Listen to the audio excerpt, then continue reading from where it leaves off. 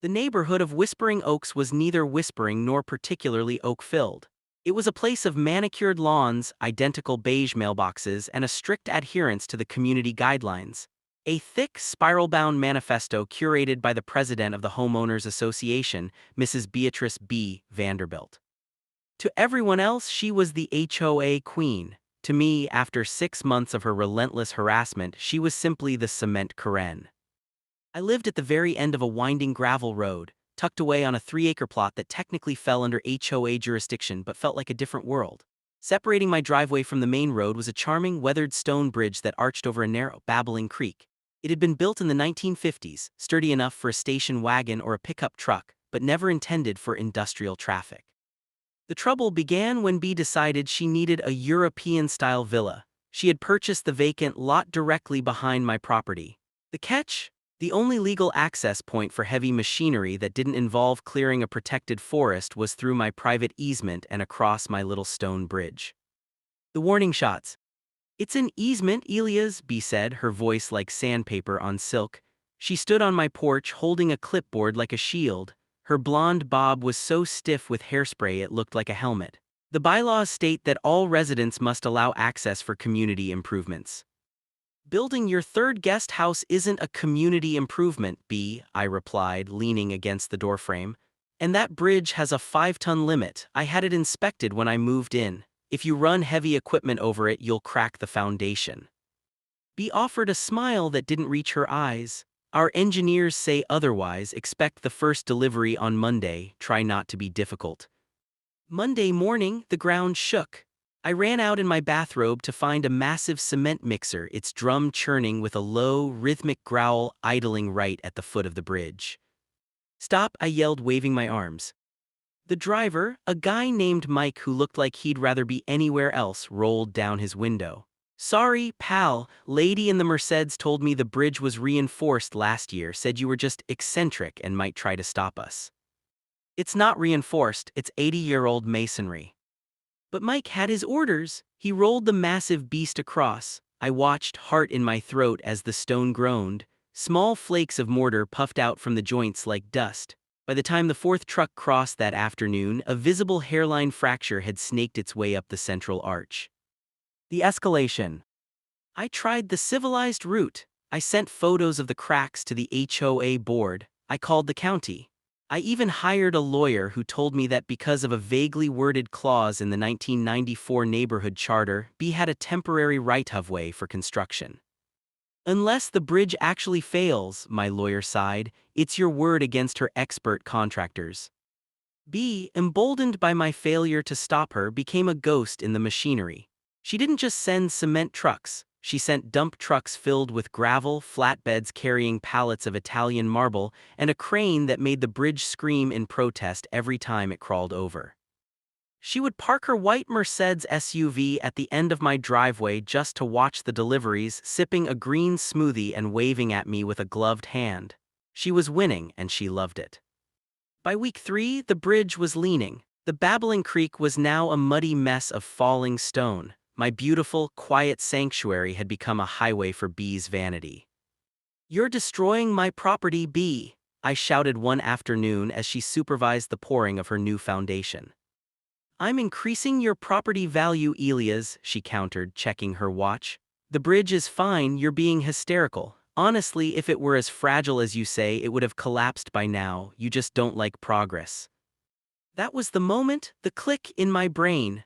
I realized that as long as I played by the rules, I was going to lose my bridge and my sanity. Bea didn't care about facts, she cared about momentum. She believed she was untouchable because she had the paperwork and the power. So I decided to give her exactly what she wanted, a clear path. The plan. I spent the next 3 days in my garage. My neighbor, Silas, a retired civil engineer who hated Bea even more than I did, came over to help. "What are we doing, Elias?" he asked, peering at the blueprints I'd sketched. "We're going to give the bridge a facelift," I said, a dark grin spreading across my face. "Bea thinks I'm trying to keep her out. From now on, I'm going to be the most helpful neighbor she's ever had." Step 1 was the repair. I bought several bags of high-strength industrial mortar and a gallon of gray paint. Under the cover of darkness, Silas and I filled the cracks. We didn't just fill them, we sanded them down and painted over the stone until the bridge looked brand new. To the naked eye, it looked like I had finally given up and reinforced it. Step 2 was the trap. I knew the heaviest delivery was coming Friday, the precast concrete pool shell. It was a monolithic piece of equipment, weighing significantly more than the cement trucks. I went to the local hardware store and bought 4 heavy-duty industrial vibration sensors, the kind used in mining. I also grabbed a few rolls of high-tensile steel wire and a very specific type of quick-release hydraulic jack I had left over from my days working on vintage tractors. "You're not going to blow it up, are you?" Silas asked, looking worried. "No," I whispered. "I'm just going to let gravity do the talking, but I need the timing to be perfect." The climax. Friday morning arrived with a pale, misty sun. Bee was already there in her Mercedes, looking triumphant. Behind her, a massive lowboy trailer carrying a 30-foot fiberglass and concrete pool shell sat idling. It was a monster of a load.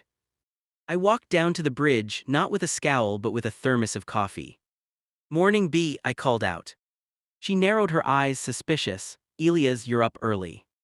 "I saw the cracks you were talking about," I said, gesturing to the freshly painted, pristine-looking stone. "You were right, I was being hysterical.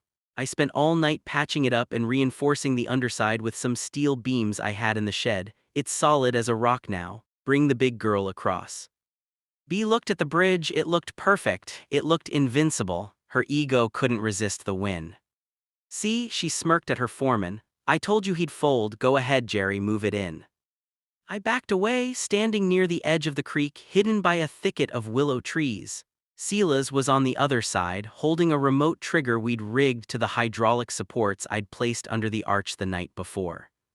The trick was simple. The bridge was actually held up by the jacks now, not the stones. The stones were basically a theatrical set. As the massive truck began its slow crawl, the weight was staggering. The tires hit the first third of the bridge. The stone groaned, a sound like a giant's teeth grinding. "Keep going," Bee shouted from the safety of the bank. The truck reached the center, the sweet spot. I nodded to Silas. He hit the release. The hydraulic jacks, which had been taking the brunt of the weight, hissed and retracted into the mud. For a heartbeat, the laws of physics took over. Without the hidden supports, the ancient, cracked masonry had to carry the full load of the 30-ton pool delivery. It didn't explode, it didn't shatter, it folded. With a sound like a thunderclap, the central arch buckled. The truck didn't plummet, it simply sank, the rear axles dropping 4 feet into the creek bed as the bridge V-shaped beneath it. The pool shell tilted precariously, sliding off the trailer and wedging itself perfectly into the gap, acting like a giant blue fiberglass plug in the creek. The truck was stuck, the bridge was gone, and most importantly, the only entrance to Bee's European villa was now completely blocked by 3 tons of fiberglass and a multi-ton Peterbilt truck. The resolution. The silence that followed was broken only by the sound of water rushing into the pool shell. Bee was screaming, not in pain, she was perfectly safe, but in pure, unadulterated rage. She ran to the edge of the chasm. You said it was reinforced. Look at my pool, look at the truck." I walked over, sipping my coffee calmly. "I said I patched it, Bee. I'm a librarian, not a structural engineer. I told you for 3 weeks it wouldn't hold. I even have the certified mail receipts of my warnings." The foreman climbed out of the cab, shaking. "She told me it was rated for this. My insurance is gonna kill me." "Actually," I said, pulling my phone out, "I called the county building inspector about 20 minutes ago. I told them there was a major structural failure on a permitted construction site." Bee's face went from red to a ghostly, pale white. "Permitted? I haven't gotten the heavy transport permit yet, it was still in processing." "Oh," I said, feigning sympathy. "That's a shame. Because since this is technically a navigable waterway creek, the Environmental Protection Agency is going to have to get involved to move that truck. And since the bridge is on my property but you were the one operating the vehicle, I think your insurance is going to be doing a lot of talking to my lawyer." The trap wasn't the bridge falling, the trap was the paperwork. By ignoring the limits and pushing her way through, Bee had created a legal and physical blockade that stopped her project in its tracks. It took 6 months to remove the truck. The EPA fined her $50,000 for the silt runoff into the creek. The HOA board, terrified of the impending lawsuits, stripped her of her presidency. Today, there is a new bridge. It's made of modern steel and wood, paid for entirely by B. Vanderbilt's insurance company as part of a settlement to avoid a negligent destruction of property suit. I still see B sometimes. She lives in her old house. The villa lot is now a wild meadow because she couldn't afford to finish it after the legal fees. When she drives by, she doesn't look at my house. She doesn't wave. I just sit on my porch, watching the water flow cleanly under my new, very sturdy bridge and enjoy the beautiful, echoing silence.